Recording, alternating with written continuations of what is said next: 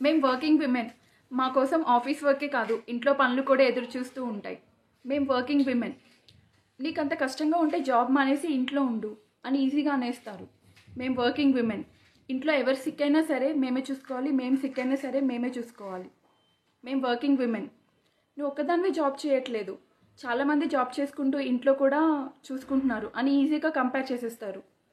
మేము working women. Job అంటే మిగతా వాళ్ళకి ఆఫీస్కి వెళ్ళి రావడం మాత్రమే, కానీ విమెన్కి అలా కాదు. ఆఫీస్కి వెళ్ళి ఆఫీస్తో పాటు ఇంట్లో పనులు కూడా చూసుకోవాలి. మేము వర్కింగ్ విమెన్. ఎవరైనా తిన్నారా లేదా అని చెప్పి ఎవరు ఆలోచించరు. మేము అందరి కోసం ఆలోచించాలి.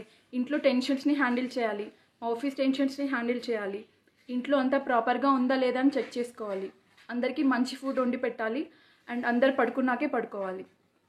మళ్ళీ రేపేం చేయాలా అని చెప్పి ముందు రోజే ఆలోచించుకోవాలి. మేము వర్కింగ్ విమెన్.